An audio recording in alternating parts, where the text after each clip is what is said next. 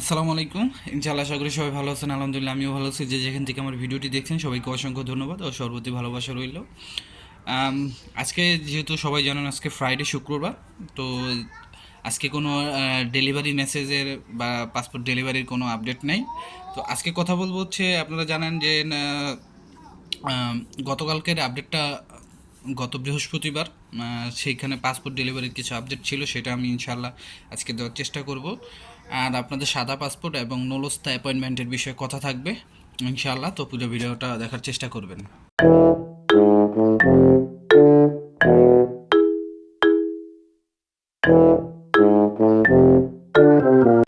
তো সব কিছুর জন্য আলহামদুলিল্লাহ। প্রথমত আমি আপনাদের একটা নিউজ দিতে চাই, যেটা হচ্ছে ভিএফএস গ্লোবাল ক্রোয়েশিয়া ক্রোয়েশিয়ার ভিসা আবেদনের জন্য ভিএফএস গ্লোবাল সম্ভবত খুব শীঘ্রই ঢাকাতে অবস্থান নেবে। আপনারা চাইলে কিন্তু ক্রোয়েশিয়ার জন্য ঢাকা থেকেই কিন্তু, বাংলাদেশ থেকে কিন্তু এখন থেকে ভিসার জন্য অ্যাপ্লাই করতে পারবেন। আপনাদেরকে আর ইন্ডিয়াতে যেতে হবে না। আমি আবার বলছি যে ক্রোয়েশিয়ার জন্য ভিএফএস গ্লোবাল ওপেন করা হচ্ছে বাংলাদেশে। তো এখন থেকে আপনাদেরকে আর ক্রোয়েশিয়ার জন্য ফাইল জমা দিতে ইন্ডিয়াতে যেতে হবে না, বা আদার্স কোনো কান্ট্রি থেকে জমা দিতে হবে না। আপনারা চাইলে বাংলাদেশ থেকে জমা দিতে পারবেন।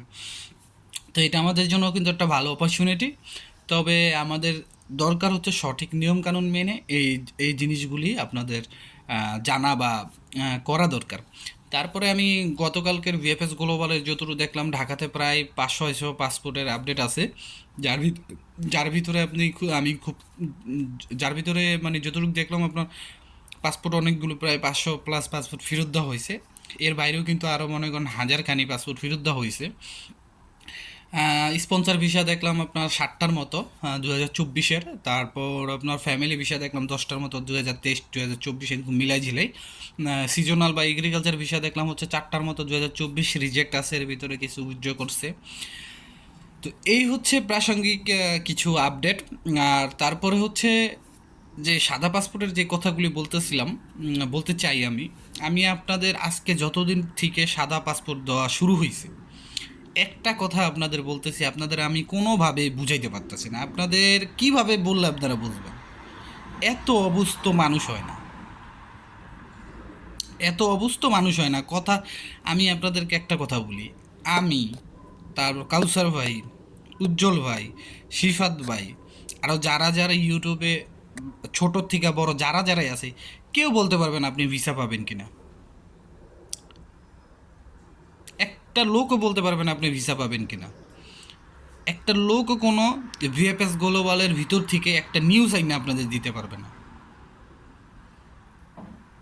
একটা লোকও কোনো ইতালি প্রেফেক্টরের থেকে আপনাকে নিউজ আইনা দিতে পারবে না। কেন জানেন? এটা সম্পূর্ণ হচ্ছে একটা রুলসের ভিতর দিয়ে চলে।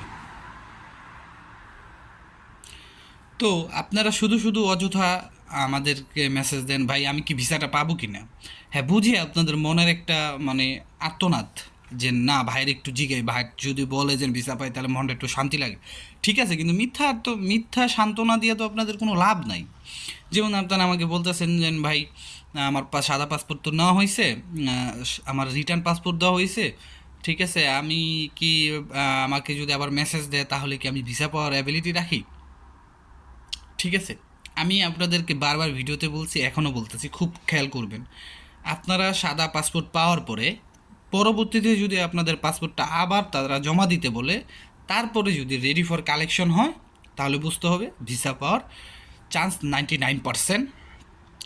ঠিক আছে। আর যদি আপনাদের পাসপোর্ট ফেরত দেওয়ার পরে আপনাদের পাসপোর্ট না নেওয়া হয়, যদি দেখেন রেডি ফর কালেকশন, তাহলে বুঝবেন একবারে 100% এটা রিজেক্ট করা হয়েছে। এটা কিন্তু আমার কথা না, এটা কিন্তু ভিএফএস বলে যে কর্মকর্তাগুলি আছে তাদেরকে জিজ্ঞেস করা হয়েছিল, তারাই বলছে এই কথা। তো এরপরে কিন্তু এই জিনিসটা আপনাদের আর বোঝানোর বাকি থাকে না। তারপরে দ্বিতীয় কথা হচ্ছে যে কত দিনের ভিতরে আমাদেরকে ডাকা হবে। আমার আমার আমি আগেই বলি, আমার কোনো বাপ দাদা ইতালি পেপুত্তরায় কাজ করে না। আমি এটা বলতেও পারবো না কত দিনের ভিতরে আপনারা ডাকা হবে।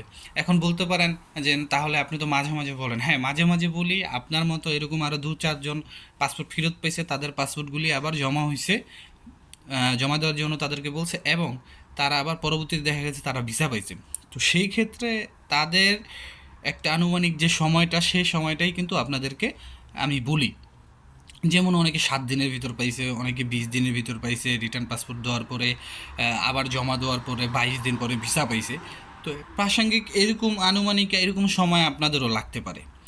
আশা করি বিষয়টা বুঝতে পারছেন। এই বিষয়টাও আমি আপনাদের ক্লিয়ার করে দিলাম। দয়া করে আপনারা পুরা ভিডিও দেখবেন। পুরা ভিডিও না দেখার পরে মনে করি প্রশ্ন আমার কাছে হাজার প্রশ্ন করেন, কিন্তু সমস্যা নেই। কিন্তু যে প্রশ্নগুলি আপনার জন্য আমি মনে করি যে আপনি যেই প্রশ্নগুলি নিজে থেকে বোঝেন, ওইগুলো আমাকে জিজ্ঞেস করার কোনো দরকার নেই। তারপরে লাস্টে যে বিষয়টা অ্যাপয়েন্টমেন্টের বিষয়টা কিন্তু আপনাদের কিন্তু ভিএফএস গ্লোবাল থেকে একটা কিন্তু নির্দেশনা দিয়ে দিয়েছিল যে এরকমভাবে পেরপুত্তরা থেকে কিন্তু নুলস্তাগুলি কন্ট্রোল করা হবে। তা আপনি অ্যাপয়েন্টমেন্টের জন্য ইমেল পাঠাইছেন না, ওই ইমেল পাঠানো পর্যন্তই আপনি স্থগিত। আপনার নলস্তার ম্যাচ শেষ হবে না যদি আপনি ইমেল পাঠায় থাকেন। এখন আপনি বলতে পারেন মানে আগামী 6 মাস পরে যদি আমি অ্যাপয়েন্টমেন্ট না পাই, অবশ্যই আপনি যে ইমেল করছেন যে তারা একটা অ্যাপয়েন্টমেন্টের সিস্টেম করবে। আমার যতটুকু মনে হয়, আমি আপনাদের আরেকটা কথা বলে রাখি যে হয়তো বা ডিসেম্বরের 10 বা 12-13 তারিখের ভিতরেই সমস্ত আপনার পাসপোর্ট দেওয়া শেষ হয়ে যাবে, রিটার্ন পাসপোর্ট দেওয়া শেষ হয়ে যাবে। তো সেই ক্ষেত্রে আমি মনে করি যে এরপরে থেকেই অ্যাপয়েন্টমেন্ট দেওয়াটা শুরু হবে। অ্যাপয়েন্টমেন্ট দেওয়াটা শুরু হবে কিভাবে? আপনারা যারা রিটার্ন পাসপোর্ট পাইছেন তাদের যেরকম পাসপোর্ট জমা দিতে বলবে, আপনারাও যারা অ্যাপয়েন্টমেন্ট পাবেন একসাথে আপনাদের পাসপোর্ট জমা দিতে বলবে। আশা করি বুঝতে পারছেন। আর এখানে বলতে পারেন যে এত তাড়াতাড়ি যারা স্ক্যানিং কপি দিয়ে জমা দিয়েছেন, আপনাদের তো আর পাসপোর্ট ফেরত দেবে না, আপনাদের কার্যক্রম ওইভাবেই চলবে। আশা করি বুঝতে পারছেন। তো এটা কিন্তু আমাদের জন্য একটা সুখবরই বলা যায় যে খুব শীঘ্রই আমাদের জন্য অ্যাপয়েন্টমেন্টের শিডিউল হয়তো বা চালু হবে। সেটা যে কোনো মাধ্যমে হতে পারে, যেমনটা আমরা দেখছি ফ্যামিলি, তো এটা তো অন্য সাবজেক্ট, বাট ওয়ার্ক পারমিটের জন্য এটা চালু হবে ইনশাআল্লাহ। তো এখন যদিও অ্যাপয়েন্টমেন্টের যে বিষয়টা আপনারা বুঝতেছেন না বা আমাকে জিজ্ঞেস করেন, বলবৎ আছে এখনও। এটা বলা আমি বলতে পারবো না এখন বন্ধ আছে, কারণ তারা যাচাই বাছাই করছে, তার মানে এটা কাজটা চলতেছে। আশা করি বুঝতে পারছেন। আর আরেকটা ইনফরমেশন যেটা আমি আপনাদের বলতে চাই যে আপনারা যারা নতুন জমা দিয়েছেন 2024-এর এই যে এখন প্রি কম্পিলাতা করছেন, ফাইল পূরণ করছেন, ফর্ম পূরণ করছেন,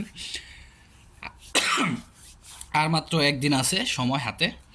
তো তারপরে দেখা যাবে ডিসেম্বর জানুয়ারি, এই 2টা মাস কিন্তু আমাদের এখানে বাকি থাকবে, যে 2টা মাসে তারা মালিকের সমস্ত কিছু কন্ট্রোল করবে। এটা কিন্তু তারা যে আপনার ফ্লোসির যে ইটা দিছে সেটার ভিতরে কিন্তু লেখা আছে। তো তখনই কিন্তু তারা জানিয়ে দিবে যে আপনি যার জন্য আবেদন করছেন সেই লোকটার নলস্তা পাওয়ার পসিবিলিটি কতটুক, বা আপনি যে তার ফর্মটা পূরণ করছেন এটা কি গ্রান্টেড হয়েছে কিনা। যদি গ্রান্টেড হয়ে থাকে তাহলে আপনি বুঝতে পারবেন যে নলস্তা পাওয়ার পসিবিলিটি আছে। গ্রান্টেড হইলে, যদি গ্রান্টেড না হয় তাহলে কিছু করার নেই। এখন আপনি ধরেন মালিকের সব কিছু ঠিক আছে, যেমনটা আজকে আমার এক ভাই বলতেছিল রোমে, বিষয়টা আমার মনে হলো ইম্পর্ট্যান্ট, তাই আপনাদের সাথে শেয়ার করতেছি। আপনার মালিকের সব কিছু ঠিক থাকতে পারে, আপনার মালিকের সব কোম্পানি ঠিক থাকতে পারে, কিন্তু এখানে কিন্তু আবার একটা ক্লিক ডে সিস্টেম রাখছে। এখন ধরেন পুরা ইটালি থেকে 5,000 মালিক আবেদন করলো। এখন 5,000 মালিকেরই ধরেন কোম্পানির সব কিছু ঠিক আছে, সে সে প্রত্যেকটা মালিক 3জন করে জমা দিছে, তাহলে 3-5-15 হয়ে গেল গা। 15,000 কর্মীর জন্য আবেদন হইল, ঠিক আছে। এমনকি ওই 15,000 কর্মীর ওই 5,000 মালিকের 15,000 কর্মীর এই নলস্তা দিব না। অনেক ক্ষেত্রে মালিকের সব কিছু ঠিক থাকার পরও মালিক নলস্তা পাইব না, যেমনটা পিছনে হয়ে আসছে সামনেও হইব। এটা সম্পূর্ণ হচ্ছে আপনার রিজিক, এটা সম্পূর্ণ হচ্ছে আপনার পেরপুত্তরের উপরে, ইটালিয়ার গভর্নমেন্টের উপরে।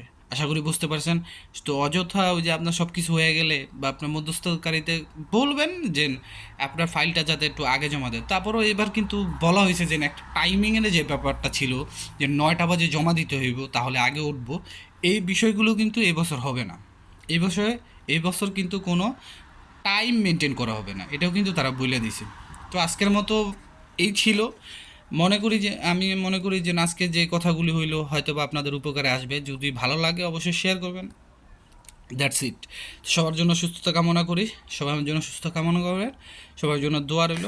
আসসালামু আলাইকুম, আল্লাহ হাফেজ।